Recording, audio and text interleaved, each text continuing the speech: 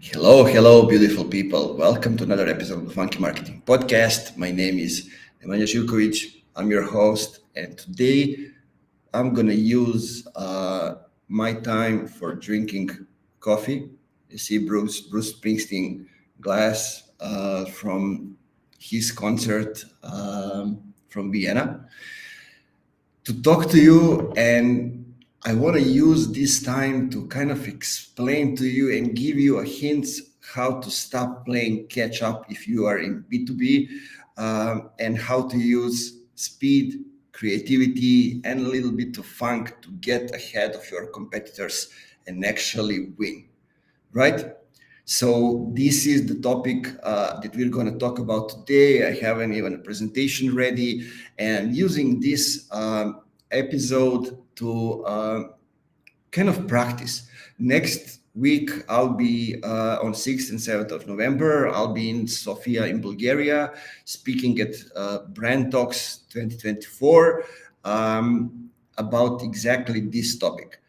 I'm going to cover this topic, and I'm going to use this session today, this episode, to kind of go through the presentation, get used to it, and maybe get some feedback from you guys. So that's what's going on today. Let me know where you're coming from, listening to this. Please go and subscribe if you are not already subscribed or not following Funky Marketing Podcast on Spotify, on Apple Podcast, on YouTube, or whichever platform that you are using to consume the content, to listen to the podcast. Like this, if you are listening to this on LinkedIn or YouTube Live, please like this, add a comment, share. It means a lot. And I really want to boost this podcast and get into the top podcast over there, because this is what I think we deserve, right? The content is that good. Correct me if I'm wrong. I don't think I'm wrong. I'm doing great things here, interviewing great guests. So we have two more guests coming to the show till the end of the year. Two amazing people, Tim Davidson and Itira Raslan. But is gonna come in the next weeks. We're gonna do a couple of more solo episodes with yours truly. But and then we're gonna republish some of the episodes, have some interesting retrospectives, and go through all the important stuff that was over there. So not to waste any more of your or mine time, while I'm having a sip of coffee, I will just load the presentation here. Let me see how I can do this. Yeah, I think that's the best way to do it.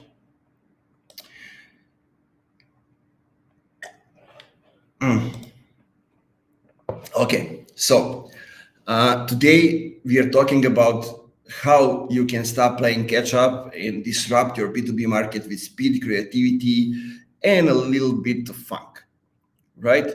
So this is the topic we're going to talk about today. Usually when I do this presentation, I tell everybody in the crowd to stand up. And usually I have like a few people that I tell them to kind of remain seated when everybody else stand up, because of a single thing that I'm trying to explain. We live in a world somebody else created. And when I tell all the people to stand up, they don't know why they are doing it. They're doing it just because I tell them to do, right? So I tell them, there are a couple of rebels over there who didn't get up. All the principles we follow, the norms we respect, they are all things somebody else came up with. I don't know if you ever think about it, but it's true. Everything that we do, everything that we inherit, all the principles, rules, laws, somebody else created it. It's the same as somebody else created the market, created the category.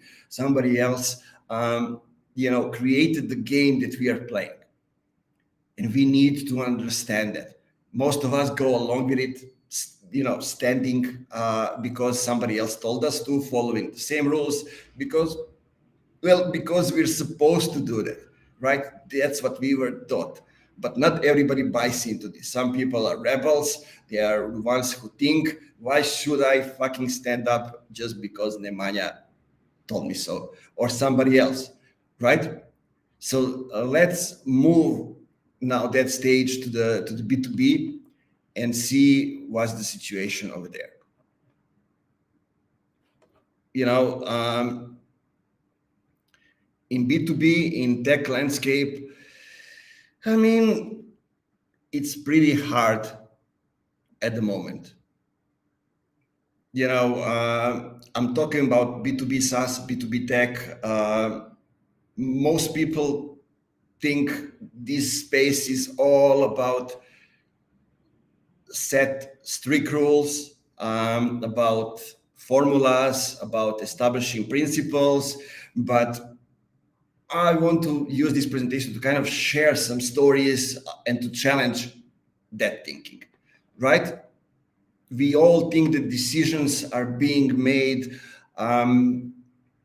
all with rational thinking and all this stuff.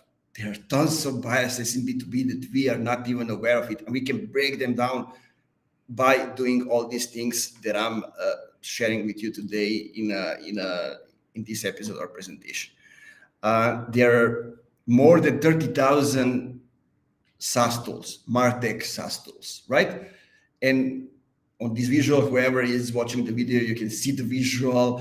There's so many of them, so many categories, so many tools. And the thing is, on this photo are not all of them. Not all of them can fit on the photo. The thing is, all of them are competing for the same things, right? Think about it. How can you actually stand out in this environment with 30,000 similar tools with similar features, similar products, similar technologies, thousands of them? And 90% of them are offering nearly identical features, having same messaging, talking about the same things, sounding the same, looking the same, having the same rigid structure. They're all, standing up as the people in the crowd are because they're expected to. They're doing it because, our competitors are doing that, or we should do that. This is how we always done it in B2B, right? We all grew up, or we all learned and inherited those things from somebody who came before us. But it's time to ask the question, and how do we break free from all this mold? How do we create demand to make our own rules and bring a little bit of funk inside that B2B? So let me break into all of these by sharing a story. Do you know who this guy is? Do you recognize him? One of my favorite musicians, but I'm the guy who likes to dig deep into the stories of the musician. In my high school, I was the one who, we had two sorts of books. Like on one side, we have the philosophy and sociology, so the teachings of the philosophers and sociologists, and on the other hand, we had their lives. The girl who kind of sold me the books didn't have the books when with their philosophy and sociology. So I was only studying about their lives, and it got me hooked to learn how they live their lives and how did they came up with the knowledge or their teachings and everything else, all the books that they wrote and all the theories and philosophies and sociology that they come up with. So in this case, I did the same. And this is David Bowie, of course. I call it the counter-influencer.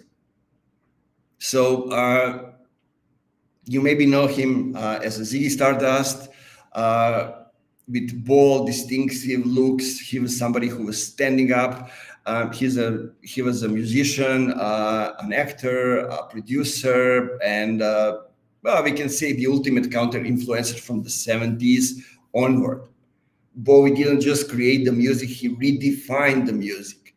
And here's why it matters for you and for B2B. In an era when the world was anxious about the unknown and afraid of the aliens, in the 70s, everybody were afraid of the little gray ones or the green ones, depending who called them. But he brought us a starman. Remember the song, There's a Starman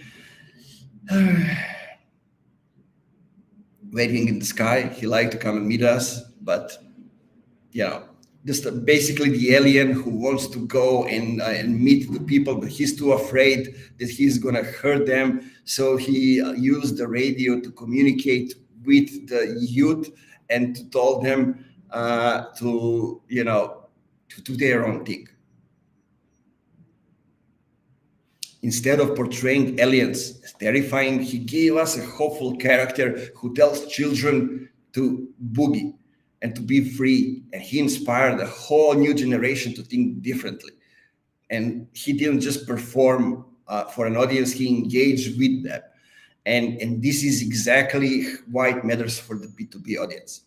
His approach was the pure customer research.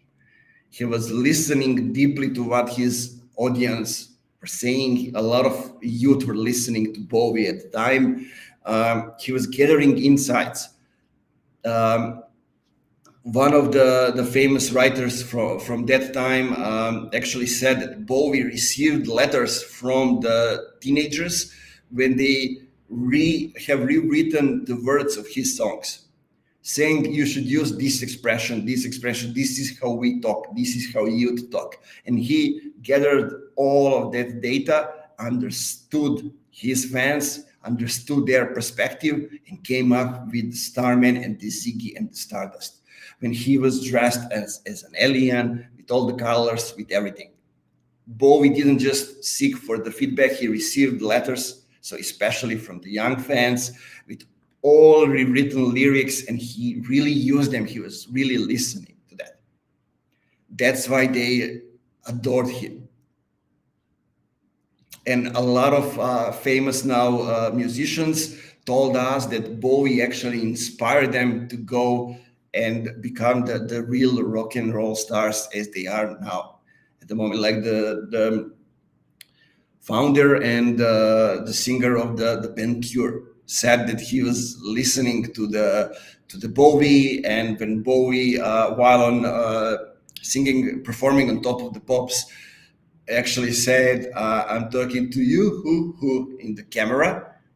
He said he felt like he was talking to him, and that's what inspired him to go and buy a guitar and form a band. Imagine how powerful that was. So all of these youngsters wanted their voice to be heard, and Bowie, he integrated all these insights into his work. Starman and the character Ziggy Stardust, who he invented, were shaped by the words and the voices of his fans. So imagine an artist so tuned into to his audience that he took cues from them to create his next iconic persona. Because Bowie did that. He invented different personas and fought for different for the rights for different minorities. Bowie mastered this connection, transforming his fans base into movements, and he was the one who was creating a movement. In B2B, we usually say you should create the growth loops. This is exactly what Bowie did. Ziggy Stardust wasn't just an act. It was a blend of music, fashion, storytelling, all that challenged the norm of identity and self-expression at the time. And it was inspired by the rock artists at the time called Vince Taylor, who believed himself to be a part of God, part alien. And Bowie fused the human and the extraterrestrial into Ziggy's persona, a character unlike anything seen before. So, interesting character, right? So, and his fearless commitment to self-expression set a new standard, and it paved a way for an entirely new rock aesthetic. And Starman, a song who was inspired by a fan feedback, was more than just a track. It remained a social commentary and an anthem of the human expression, an experience viewed through a cosmic lens. And so Bowie was not just performing, he was storytelling on a cultural scale. This is what I'm missing in B2B. So when Bowie released The Rise and Fall of the Ziggy Stardust and the Spider from the Mars, he redefined what an album could be. It was a concept, it was a rock opera, it was a cultural manifesto, and he, as Ziggy, wasn't just a character. He was a movement that challenged norms, inspired self-expression, and permanently marked music, fashion, and identity. This kind of impact is what makes a brand stand out. But in B2B tech, who are our David Bowies? Who can we call as David Bowie in B2B? Think about it. It's kind of interesting. So before we get into the speed, which is the first thing we're going to talk about today, let me just take a sip of the coffee.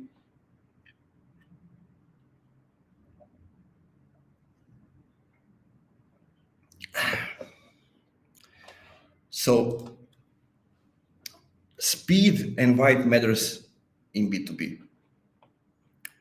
Let me tell you, being slow today isn't just a disadvantage. It's a disappearing act. You're going to disappear if you're slow. In a world when we have AI, when we have different types of businesses, when we have a mix from digital, online, and offline world, not being fast makes you disappear fast. Most companies focus on catching up and often blend in with a sea of similar products, identical strategies, and the same old promises, right? Access to tools, data, and insights is widespread, and the only way to stand out is by moving fast and setting your own course. I like the saying, I don't know who said it, but speed is the new currency of businesses today. Too often B2B get caught in the mindset that good things must take time. And it's just the bullshit. Whether it's relationship building, lengthy sales cycles, or long product roadmap, it's time we end that. Sure, it takes time, but taking the time, it doesn't mean that you are slow in implementing things. It means you are fast in learning. Real speed isn't about cutting corners or rushing to release. It's about agility and staying responsive. Let me just share the slides. Yeah. To be honest, if I want to directly tell you what it is, it's about bypassing bureaucracy and making decisive moves and seizing opportunities before anybody else. Perfection is often just a moving target, and waiting for it can mean missing out entirely. So iteration should be a magic word. Companies that embrace this are launching, gathering feedback, and optimizing in real time. They don't wait for a flawless product to hit the market, but evolve as they go. And this way they are staying steps ahead of the slower competitors. Before I give you some examples, those well-known, let me give you a few from my own clients. I cannot say names, but I had a company who was, they weren't a corporation, but they did things and it felt like they are a corporation. So 10 eyeballs were looking at each part of the data. So for 2 months, we didn't able to publish anything because everybody had something to say about the content.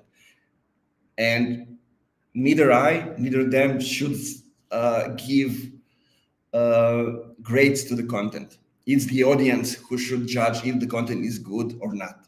And we publish things, we get the feedback, we optimize, we iterate, and that's how we get to the best content for specific audience on a specific platform. On the other hand, another client in a software space, they are in a procurement software space, like spend management, and they were doing something and they saw a chance that nobody else have seen to kind of get ahead of their competitors. What do I mean by that? I mean, each competitor were covering specific features, and more or less they all have the same features, but nobody had all the features, including some of those that nobody else had. So they saw a chance, so they rebranded and get back to the market ahead of everybody else, because they learn that if you move along with the market, you are actually losing in the long run, right? You are not even aware of it. You feel like you are growing, but you are actually losing in the long run. So they say, okay, we're going to innovate and we're going to get ahead of everybody else. And that's what they did. They came up with the new category, get ahead of everybody else, and now they're winning. They didn't play by the rules. They choose to play their own game. So it's important to acknowledge that and get into that space. Before I get into that visual, let me tell you, there are companies who are executing that, and you know them. There are companies like Slack, like Zoom, for example. They didn't wait for the perfect product before going live. They launched, they took in user feedback, and they improved continuously. Like Slack is known for their branding and how they stick to it. They always have these little messages. They were listening to their customer. I mean, that happened in the past. Now, I would say they kind of lost the game. I mean, they were bought by another company. So that's a different thing. But the thing is, by the time competitors were ready to catch up, they were already releasing the new next iteration, and then the next one, and then the next one. Just like I have this in presentation, like stairs. We're going one by the other, and each one of them, we're taking them higher and higher. Now, let me show you this example. I don't know if you remember that, but whereby had the ad billboard, they say the New York Times says we do video meetings better than Zoom. And why that's a mistake? Because by mentioning Zoom, it's clear who is the category leader, right? It's not them, it's Zoom. So they are better version of Zoom. Zoom is the category leader. So don't ever do that. That's a silly mistake, and that's, if you ask me, it's a suicide. Zoom is obviously a category leader here, and their success wasn't about being the first or the best. It was about being the fastest to evolve and refine. And moving quickly allows companies to control their narrative. They are the ones controlling the narrative. So when Whereby comes in, they say we do things better than Zoom. Zoom is still controlling the narrative. Being first to the market or the first to react to a trend means you are the one setting the tone, and others are just following you. Speed in that way fuels accelerated feedback loop where, like fast rapid action drives quick learning, adaptation, and growth. And when you act fast, you're actually learning and improving while others are still planning their next moves. And that's why speed is essential. And I'm asking you, let's redefine what it means to be agile in B2B. It's not about shortcuts, about quick fixes. It's about staying ahead through constant evolution, iterating swiftly, and leading to conversations. Speed matters. And in today's landscape, it's how you go from visible to being essential by being fast. And also, that's your advantage, right? If you are a challenger brand or you're just coming to the market, it's how you are actually using the advantage of your current position. So think about that. It's extremely important to know and use your advantage. Many companies, many smaller companies are acting like the big ones and not using their advantage, and that makes them fail before they even get to the place where they can compete. I also like to use the example of, like we do the same. Like for example, there is this saying that why companies use blue collar. Well, because they say we want to go after the enterprise level clients, and they all have blue as their main brand color. And let me tell you, they don't develop their own brand. They don't use creativity and funk, which we're going to talk about later today, but they try to go fast by doing the lead gen. It means skipping the steps, not creating the awareness, then the engagement, and then at the end comes the lead gen or the sales, digital sales. So they try to do lead gen and just convert people through, I don't know, like downloading the ebook or webinar or something like that. And those people aren't ready to buy now. So when they're ready to buy now, they say, who was that company that, or that person that I downloaded the ebook? I remember they were blue. So they go and they find who they find, the category leader, they don't find you. And you are basically creating more clients for your competitors. Mind blown, isn't it? But not many people think about it, and not many people talk about that thing. So now let's move to our next topic. It's creativity. And I'll tell you, creativity is the game changer in B2B. One of the biggest misconnections in B2B is that creativity is optional and that it's nice to have. It's reserved from B2C for consumer brands. That's so funny to hear and to think that way. That is extremely funny. And it couldn't be further from reality. Creativity in B2B is about discovering innovative ways to solve real business challenges and communicating your value in a ways that resonates powerfully with your target audience. So sales in B2B is actually solving the problems, and creativity is giving you a chance to discover innovative ways to solve those real business challenges and really communicating your value in a way that resonates with your target audience. Creativity is your competitive edge. Also, somebody else said, and I'm using that, right? As well as speed is. In a landscape filled with kind of like similar products and services, remember the photo with all the SaaS tools that we have, 30,000 of them. The companies that rise above the nose are those who are unafraid to stand out. And creativity gives you that edge, whether it's through unique branding, through differentiated messaging, or even rethinking of how you structure your offer, right? Those are all the small things that maybe you don't realize that it's creativity, but it actually is. Creativity isn't just related to the visual side of the things.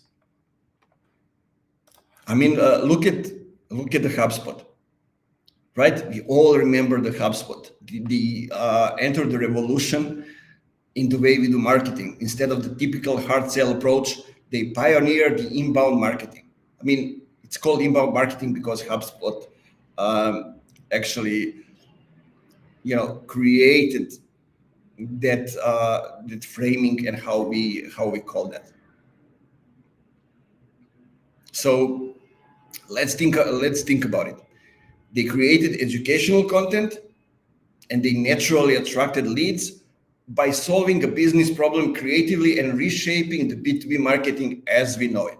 Right now, we talk about the funnel and all these things inbound because HubSpot named it. Attract tools, engage tools, delight tools. How do we call it? How do we go? And we all know that parts of the funnel and how it goes. So HubSpot actually revolutionized B2B marketing with that approach and set the new standard. That's how they were creative, and that's how they innovate. There is another company that I like to use. It's Drift. And the story about Drift is kind of a masterclass in creativity and audience connections, right? They didn't just build a chatbot, but they develop an entirely new category, conversational marketing. They gather insights from their target audiences. They are based in Boston, which is huge software city. Software industry is huge in Boston, and they were hosting executive dinners, bringing together product leaders to really listen to their pain points. From there, they created a category and launched a defining book to define the category, right? They hated forms, so they say, okay, we're going to come up with chatbots, no forms. And they say they're not chatbots, we're going to name them conversational marketing, because we seek conversations. We don't seek conversions through a form that nobody looks to, nobody responds. We're going to do this. And they wrote a book, Conversational Marketing. They created the demand, the awareness, and all those things around it. It was followed by a podcast at the time with a hip hop intro, totally different from what everybody else are doing, with a host, David Cancel, CEO of the company, and Dave Gerhardt, who was CMO at the time. And they even branded themselves as uncle and a nephew, right? At the same time, people from the company were posting on LinkedIn, all in the same t-shirts with the name Drift on them. But they didn't stop there. If you brought a book, a company I was working at the time as a COO, bought a book, and Drift sent an additional small book 2 weeks after we bought a book called This Won't Scale. 41 plays from the Drift marketing team to help your business cut through the noise, grow faster than the competition, and thrill your customers.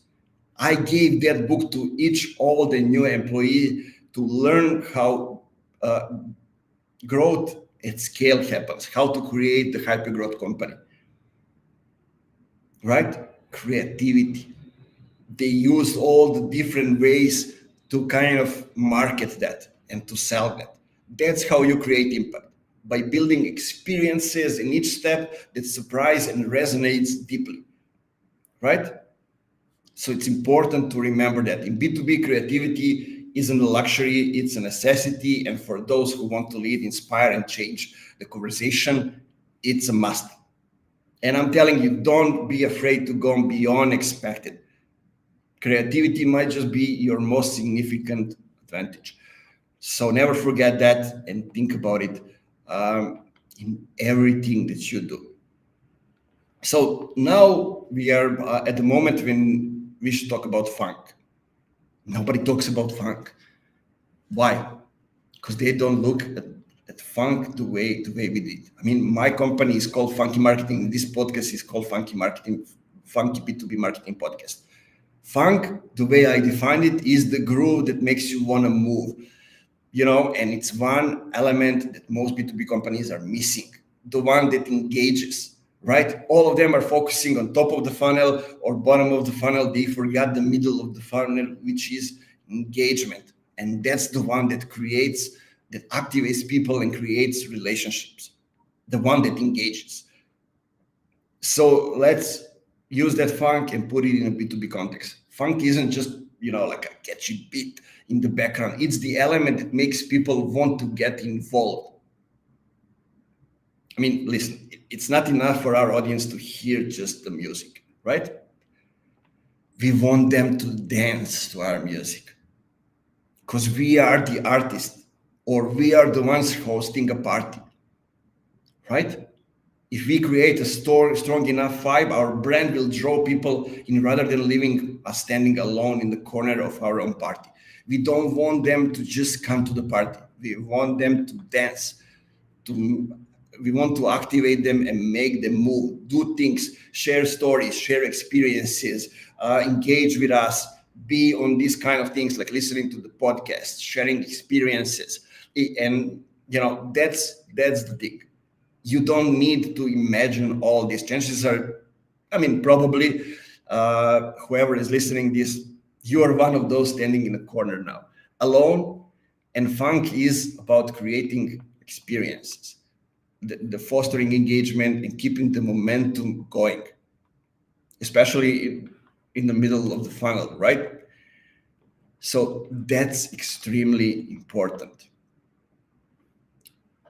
Cool.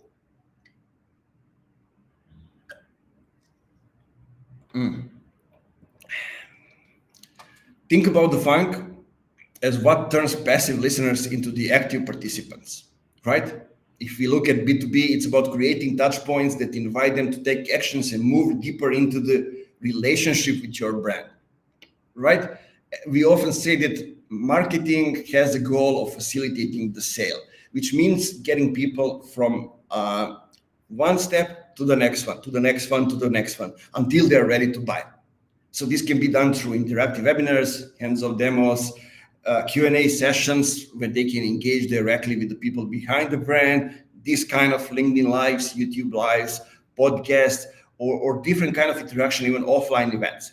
And every interaction should be an invitation to get more involved, to go beyond consuming and start participating, right? Instead of just sharing content, invite your audience to take the next step, whether it's by sharing their thoughts, joining a discussion, experimenting with your product in a tangible way, or co-create content with you. Fun thing isn't about standing out. It's about creating a rhythm that your audience wants to join, right? The groove that makes you want to move. It's about building moments of activation through the funnel to ensure that you are not watching the show, but you are a part of it.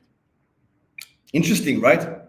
I bet you never thought about this that way. Probably not, because I don't know many people who did.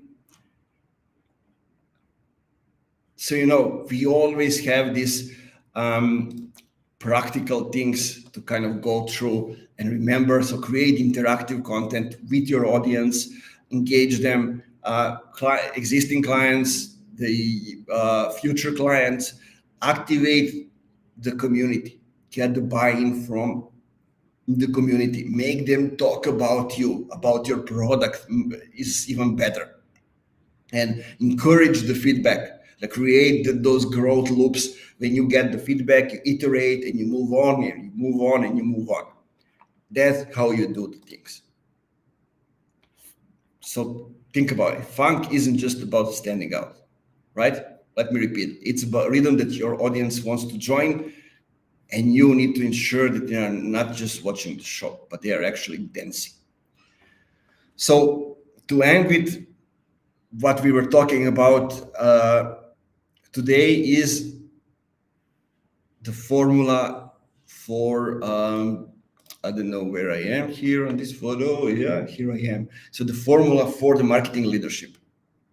We need to have speed, which means gives you the edge to act before anybody else. Creativity gives you the distinction to stand out, and funk adds that human little element that makes people remember you, especially in the AI times, right? So trust me, it's time to stop chasing and start leading. Don't play the catch-up game. If you are growing only with the market, you are losing in a big picture. Shake up your market with these three elements: speed, creativity, and a little bit of funk. And you won't be just part of the conversation, you'll be defining the conversation. That's what you want to do. You want to define the conversation. Now, I want to say thank you for listening.